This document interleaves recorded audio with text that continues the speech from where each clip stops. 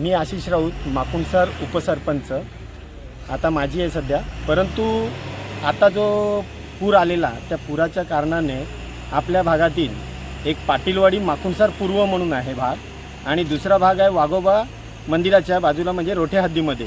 त्या साईडला शाळेच्या शिक्षणासाठी जाणारे असे बरेचसे विद्यार्थी असतात की त्यांना पावसाळ्यात खूप अडचणी येतात, आणि अडचणी असूनसुद्धा प्रशासन त्या ठिकाणी लक्ष द्यायला तयार नाही आहे।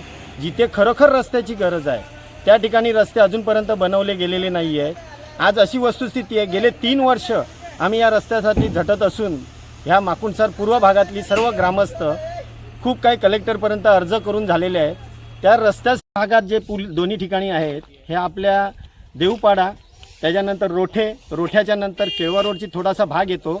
तिथून जो नैसर्गिक झरा जो आहे, पूर्वीचा जो पूल नंबर माझ्या अंदाजाने काहीतरी 108 नंबर आहे तिकडे रोठ्याच्या हद्दीत, तो पूरच्या कारणाने संपूर्ण रस्ता वाहून गेला आहे। कारण नैसर्गिक पाणी आज MRVC त्याच्यानंतर कॉरिडॉरच्या ज्या गाड्या आहेत किंवा मधून मेल वगैरे ज्या जातात, ह्या गाड्यांचा जो तिकडून भाग आहे ह्या भागांचे 6 ट्रॅक झाले। पहिले 2 ट्रॅक होते, आणि ते ट्रॅक बनवताना MRVCने जी कामं केलेली आहेत ती अशा प्रकारे केली आहेत की त्या तिकडून पाण्याचे जो प्रवाह बाहेर यायला पाहिजे तो प्रवाह तिकडे थांबला जातो, आणि त्याच्यामुळे जो एकदम झोकाने जो पाणी येतो तो पश्चिमेला आल्यानंतर तिथले रस्त्यांची नासधूस होऊन जाते। आज MRVC त्याच्यानंतर कॉरिडॉरच्या ज्या गाड्या आहेत किंवा मधून मेल वगैरे ज्या जातात, ह्या गाड्यांचा जो तिकडून भाग आहे ह्या भागांचे 6 ट्रॅक झाले। पहिले 2 ट्रॅक होते, आणि ते ट्रॅक बनवताना MRVCने जी कामं केलेली आहेत ती अशा प्रकारे केली आहेत की त्या तिकडून पाण्याचे जो प्रवाह बाहेर यायला पाहिजे तो प्रवाह तिकडे थांबला जातो, आणि त्याच्यामुळे जो एकदम झोकाने जो पाणी येतो तो पश्चिमेला आल्यानंतर